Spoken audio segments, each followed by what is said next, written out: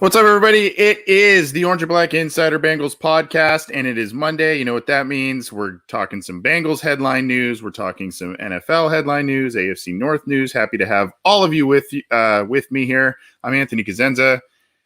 Happy Monday to all of you. I apologize to some of you who may have thought we were going on a little early. All plans were to do so. Had some personal, I don't know if it was an emergency, but personal items that needed to be tended to last minute. So we're going on a little later than expected, but still glad you're able to make the show. Apologize for the show mix up. And if you hear some noises in the background, it's because I'm having some work done at my house. So apologize for that in advance. If you hear some hammering or other stuff going on, that's this kind of stuff I've been tending to, guys and gals. That's how my Monday's going. I hope yours is going a little better than mine, but that's okay. We're getting things dialed in at the home front here. And I hope all of you are off to a great week. And let's talk some Bengals. What do you say? This we're going to start here with some news that came across the wire on Monday. The Bengals have signed the majority of their draft picks. Basically, guys, on day 3, they signed 7 NFL draft picks.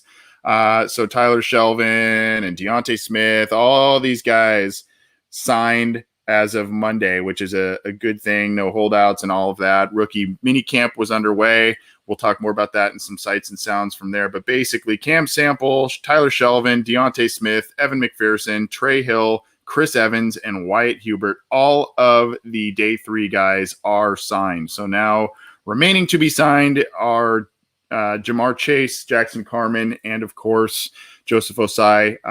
Doesn't really seem that there's going to be any issues with that here. There was a little bit of a length in time last year with players signing, so this is kind of a step in the right direction. So the Bengals will undoubtedly be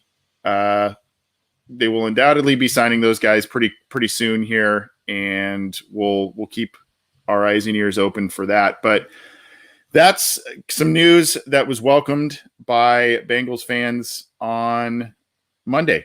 Some good news there. The majority of their draft picks are signed and ready to go. So you like to hear that. On a similar note, the Bengals at their rookie mini camp signed a couple of people, one of which is Trent Taylor, a guy who was invited to their rookie mini camp.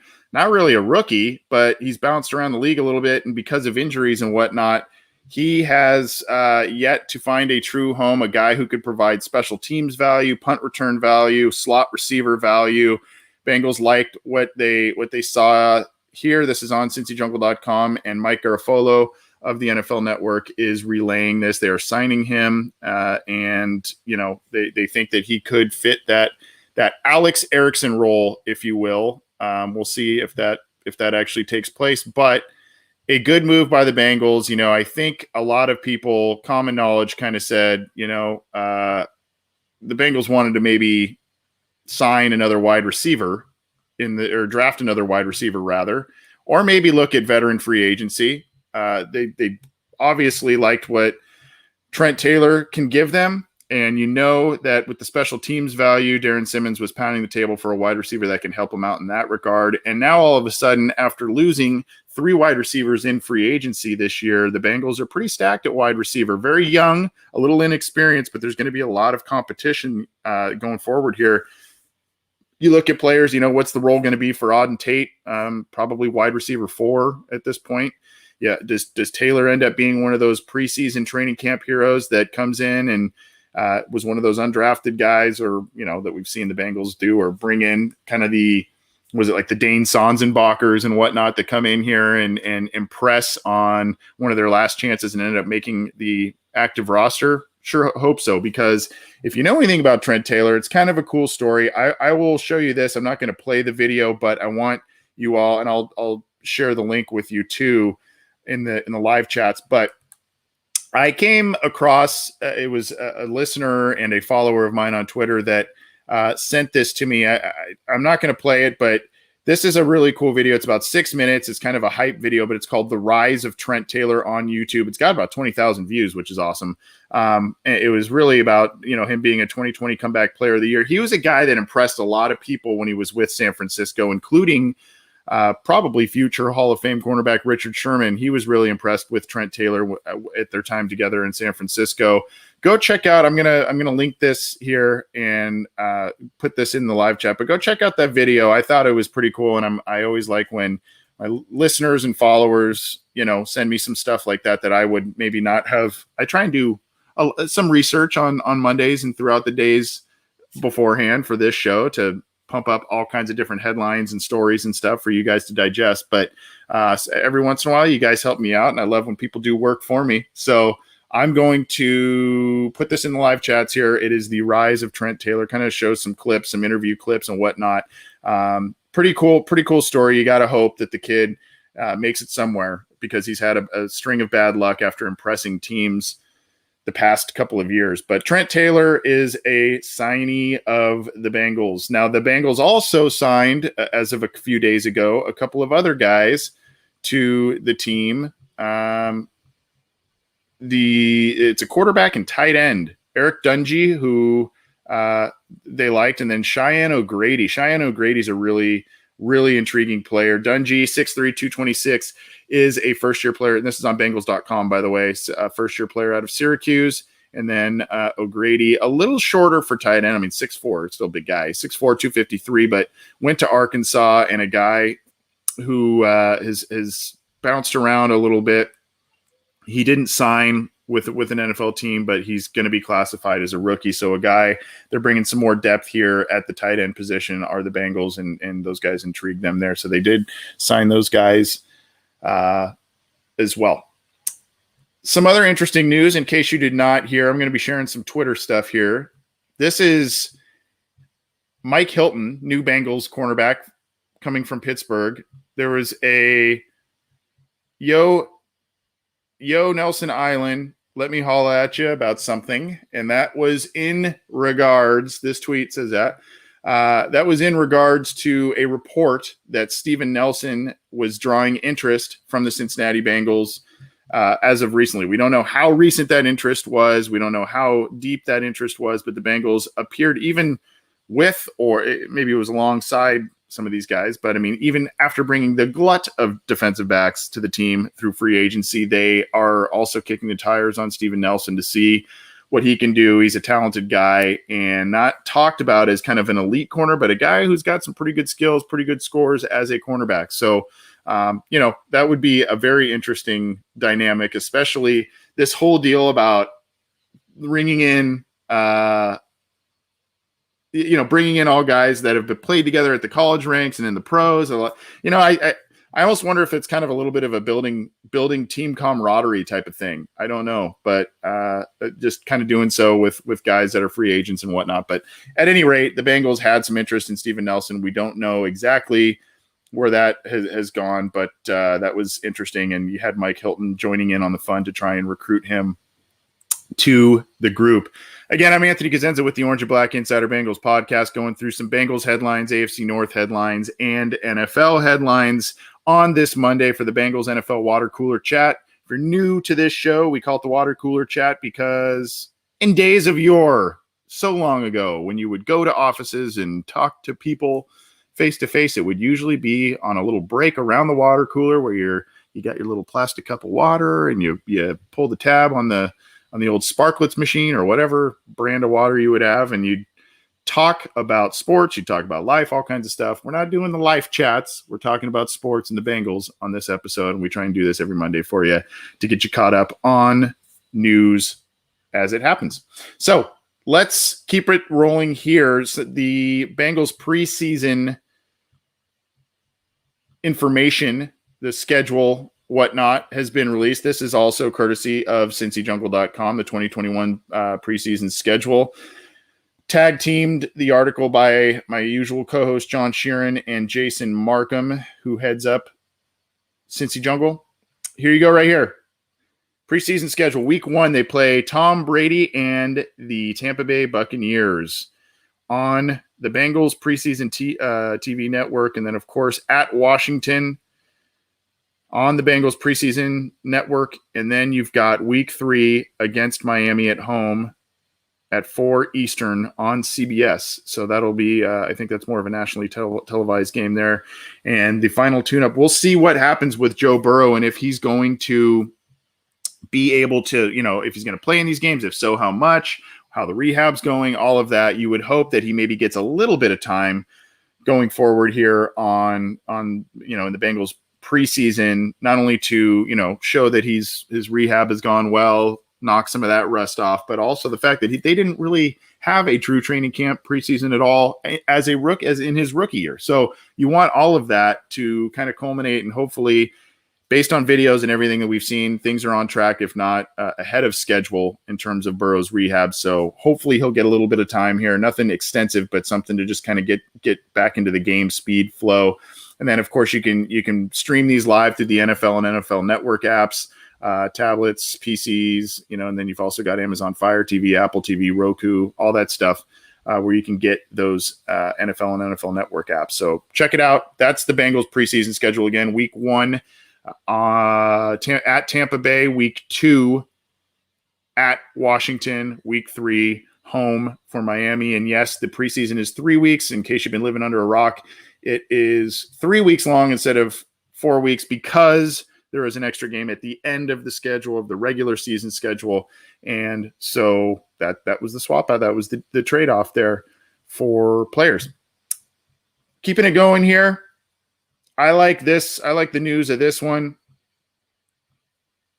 This was one of my favorite picks, and I think there is a boomer bust factor, and it's hard to say bust when you're talking about a 4th-round pick, but I really like the upside of Deontay Smith, the Bengals' 4th-round pick, offensive tackle, very athletic, and a guy who just, unfortunately, there's just all kinds of weird circumstances for him. He was on and off the COVID list last year. I think he played in 1 game.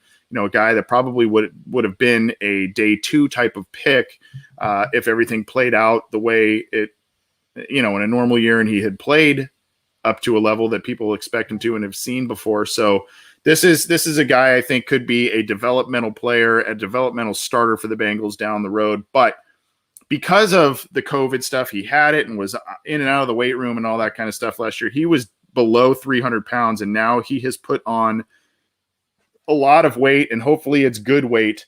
And this is by Patrick Judas on CincyJungle.com via Jeff Hobson of Bengals.com. And Jeff writes, 4th-round tackle Deontay Smith of East Carolina continues to put on weight, and it is about 311 pounds. That's after being at 283 pounds for the Pirates opener and in the mid-290s at the Senior Bowl. They love that because his 6'5" frame with 36-inch arms has plenty to fill out. So it sounds like it's good weight, and it's intentional that he is gaining this kind of weight. But, if you look at that, that's like, 30 pounds or so, 27 pounds, something like that. So I'm not good at math, though. So if I'm wrong, feel free to laugh at me. However, that's a big deal. That's a big deal. From 283, mid-290s at the Senior Bowl, all the way up to 311. And I like that band 311 too, by the way. But 311 is a good number for him, and hopefully it's good weight, and he can maintain some of that athleticism and movement at a heavier weight, bulking up for the pro level, but good stuff. And that's one of the things that came out of Rookie Minicamp this past weekend. Cruising along here. A lot of talk about the Bengals schedule and how many wins, losses they could get, how tough is the schedule. Well, one of the things we know is the Bengals are basically, depending on who you ask, which specific data you use and metrics you use, the Bengals' schedule overall, in terms of strength of opponents' win-loss records from last year, Bengals are in kind of that top 5 of toughest overall schedules by that kind of scope. However, Nathan Begley of CincyJungle.com says the Cincinnati Bengals schedule is among the easiest for traveling. So that is kind of a weird metric, but it's something that's not really overly looked at, but it is a factor when you're talking about, going all the way to West Coast, coming back East Coast, you go West Coast again, or what have you. You're bouncing around, short weeks. that's the other thing, the Thursday night thing. The Thursday night game is at home, so they're not going to be traveling then. So that's good here. This is from Brian Burke at ESPN. This is the graphic here. If you look at the least net travel miles for the 2021 season, the Bengals have the fourth least travel miles, a bit above 4,000 there, it looks like, based on the graphic. So that's good news. You see the 49ers well above 6,000. They have the most net travel miles, so they are going from West Coast likely to East. I haven't really looked too much at their schedule, but they are going to Cincinnati. So I mean, that's one of their trips they have to take.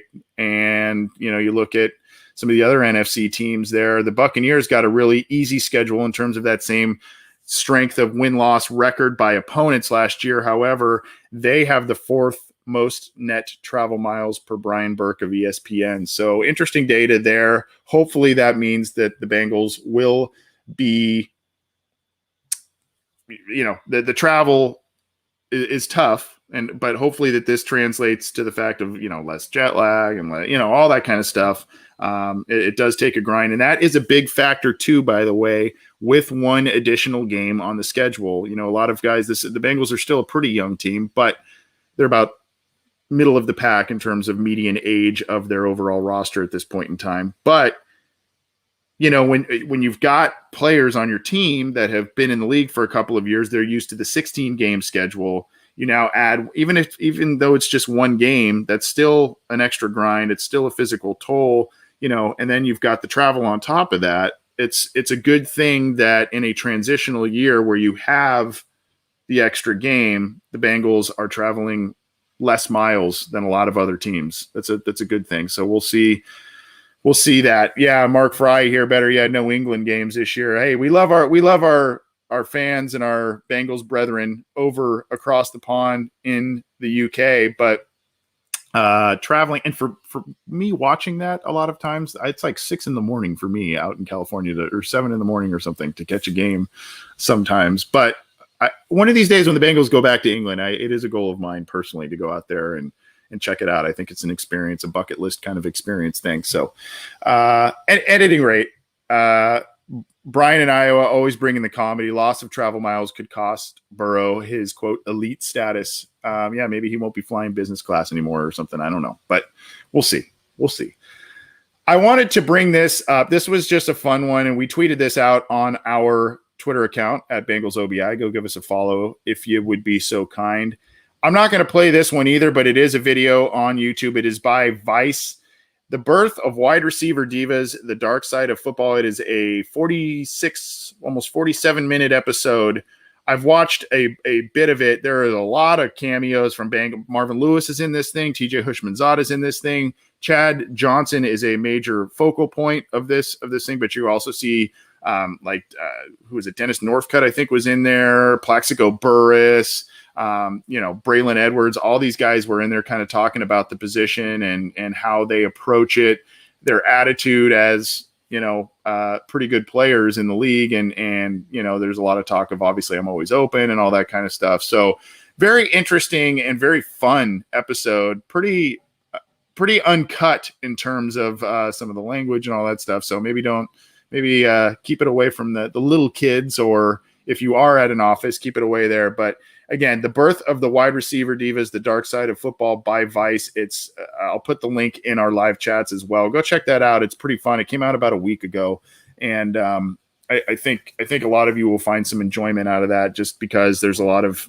Bengals players. It does talk about kind of the unfortunate end. I haven't really got to that point yet, but it does talk about the unfortunate end to Chad Johnson's football career and some of the things that happened towards the later years of his NFL career. But at any rate, a very, very entertaining documentary show there, about 45 minutes long. Check it out. Keeping it rolling, and you can probably hear a little bit of the outside. The trash can men are outside getting the trash. So if that's a little loud, I apologize. At any rate, got a lot going on in my house. Have you noticed that today? A lot going on in my house. I want to bring this, and we're trying to get him back on the show to talk about this. Hopefully we'll do this maybe next Monday.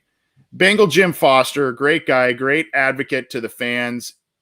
He's doing this really, really cool event, Jungle to the Hall, on June 19th. We're just about a month out from it. You can buy Hall of Fame tickets, tickets to the Hall of Fame. You get a tour and all that kind of stuff. Discounted Hall of Fame tickets. You have hotel pricing out to Canton. There is an Eventbrite link, and you can see here. This is kind of the deal. I'll share the actual Eventbrite, so maybe it's a little bit easier to read than the tweet. But a really cool event. I want Jim to come on to talk to us about it, and it really is a way for Bengals fans to, interact, if you've never been to the Hall of Fame, it's really cool. You could see here, you get to go to Massillon Washington High School for where it all started for Paul Brown, tour their Hall of Fame and indoor football facility. And then you've got the Hall of Fame rally in the event tent right next to the Hall of Fame. You get to go to the Hall of Fame. That's so really, really cool. And really what it's about is it's trying to kind of do a little rally to bring attention to, not a little rally, a lot of fans are actually involved in it, but try to bring attention to rightful Bengals who should be in the Hall of Fame, Bengals players, and Bengal Jim, of course, one of the best fan advocates out there, is spearheading this event. So we're going to try and get him on to talk more about that in the very near future here. But if you have not checked that out, go to the links, find out. You can follow, find it on Twitter. He's a really prominent figure on Twitter, so you can find out more about that event if there are still tickets available. I knew there were some left last we chatted about it, but I know it's filling up pretty fast. So check it out and go to that. I would go to it if I didn't live where I live. I would go to that, do a little Pro Football Hall of Fame, hang out with some Bengals fans. What's wrong with that? Sounds like a blast. I just, speaking of Bengal Jim, he put this tweet out too. We would be remiss if we did not bring this to light. Chris Henry, his birthday is today on Monday. Unfortunately, passed way too soon. You see here, 119 receptions, 1,800 yards, and 21 touchdowns in his career for the Bengals. That's as basically a wide receiver 3, wide receiver 4 at times with this team. Battled some injuries and all kinds of different things. And unfortunately, his life came to an end too soon, but his birthday was today. And so we celebrate him, one of the guys that a lot of Bengals fans from a lot of different generations remember because of his talent and kind of a bright star that was trying to get his life back on track. And unfortunately just, a freak event happened and, his life ended tragically. So happy birthday, Slim. We miss you, man. Where do we want to go? Let's go here. Let's do this one. This one is sure to bring a chuckle like it did to me here. Tom Pelissero. The Patriots are signing veteran guard Alex Redmond. Redmond is only 26 years. Redmond played in Cincinnati from 2018 through last year. I'd have to look I know he was starting games in 2018. I got to go look again. But 2018, and he's only 26 years old. So, and he's started 24 games with the Bengals over those past handful of seasons. Obviously, penalties, other issues. But, a lot of coaches and or people around the Bengals at the time loved his tenacity and his ability in the run game. I think a lot of Bengals coaches felt that the run at the end of 2018 when Jeff Driscoll was in at quarterback and Joe Mixon really went on a tear, Alex Redmond kind of came in and they felt potentially stabilized the offensive line a bit at that point. So that's where why he stuck around for a little while longer, despite some of the ups and downs. But he is now going to the Patriots. He is now working with Bill Belichick there. So I don't know. Best of luck, I guess, to New England. I will say that. Another player that was connected, this is kind of transitioning a little bit into broader NFL news, but a player who was linked to the Cincinnati Bengals a little bit earlier this year before the draft and free agency. They brought Ryan Kerrigan in for a visit and chatted with him, but nothing materialized there. Then the Bengals went really heavy on defensive line in the draft. So Ryan Kerrigan announced that he is signing with the Philadelphia Eagles. So he is going there. The Bengals are not adding him as depth. So Kerrigan to Philadelphia after the Bengals showed some initial interest there. I'm sure kind of how that played out. The Bengals were interested there, thought that they could, make something work. They wanted to see what would transpire in the draft. Maybe they weren't able to get some of the players that they were targeting on the defensive line, or that they felt, there's a potential that there would be runs on defensive linemen in the draft and they just wouldn't be a part of that. I don't know, but they wanted to see how the draft would play out first. Undoubtedly, Kerrigan kind of said thanks, but no thanks, but it still worked out that way, just with another team. Everybody else kind of wanted to see where the dust settled after the draft, and then Kerrigan is off to Philadelphia. Transitioning to the AFC North, this is on BaltimoreRavens.com. Rashad Bateman, the first-round wide receiver of Baltimore, attended rookie minicamp recently, and he is, quote, as advertised in terms of his talent. So they are liking what they are seeing from Rashad Bateman. Coach John Harbaugh, almost called him Jim. I didn't. Quote, impressions are very positive. He's a no-nonsense guy. He has a nice demeanor about him. He's a quick learner. He's everything we thought he would be in terms of athleticism, the skill set. That's usually the case, but not always the case. What you see is not always what you get. You don't know until you get them out there in really the first rookie minicamp. And I would say that he is as advertised from a talent standpoint, end quote, by John Harbaugh. So their rookie wide receiver, I know it's been an exciting one for Bengals fans with Jamar Chase. Their rookie wide receiver, the Ravens, that is doing things to turn some heads at their rookie minicamp as well. So you gotta, I guess if you're a Ravens fan, you gotta be pleased at that one. This is kind of just a broad article that I found on clevelandbrowns.com.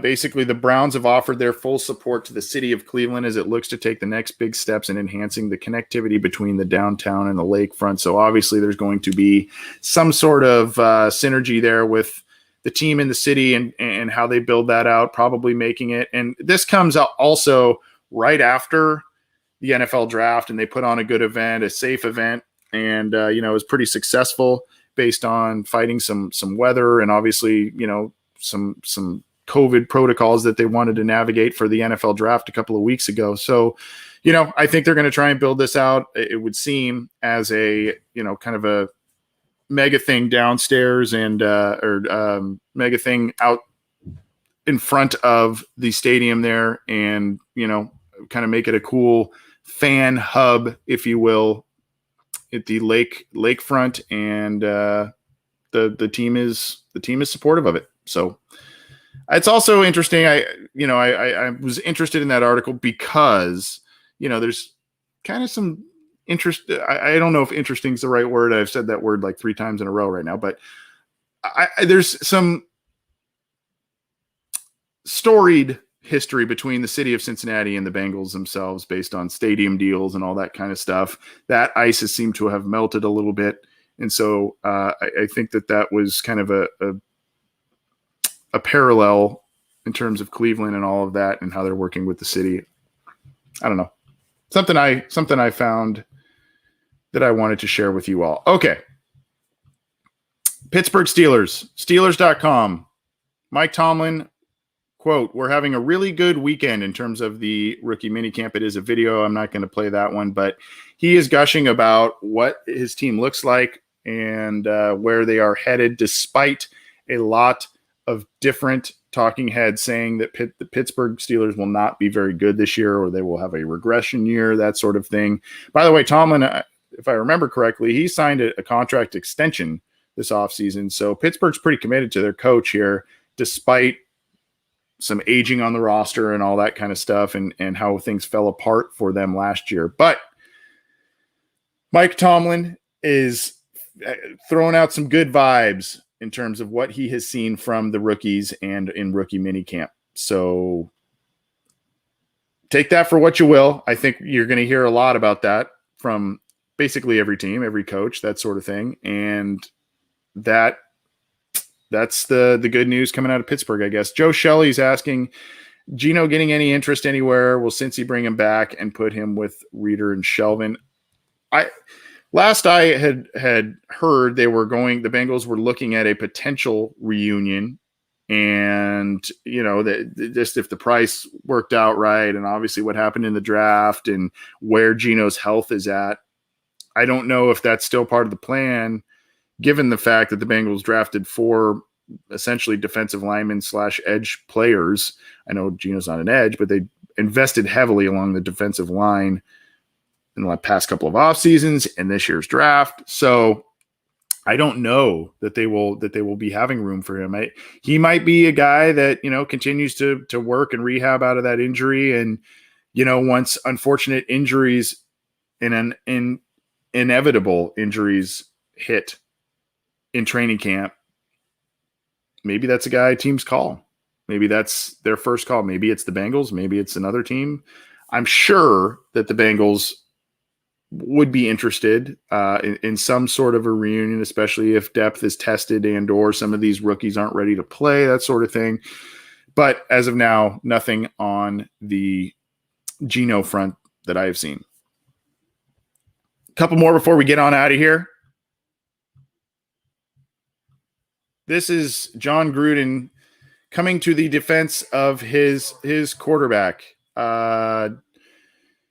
Derek Carr doesn't get much credit for how good he's playing. And if that doesn't remind you of Marvin Lewis, Andy Dalton, and the whole rigmarole with that, I don't know what does. This is you've now got kind of John Sheeran and I talked about this. You've kind of got Derek Carr now kind of becoming this odd. He's kind of the dividing line or the barometer of quarterback play. He's kind of that line that Dalton held as a starting quarterback for a long time in the NFL. It's, is he good enough to win you a championship? Is it the rest of the team? That sort of thing. But the direct quote from John Gruden via Pro Football Talk, Derek is very underestimated. He doesn't get much credit for how good he is playing, but he completes a lot of passes. He changes plays at the line of scrimmage. He's starting to make more and more plays with his legs now.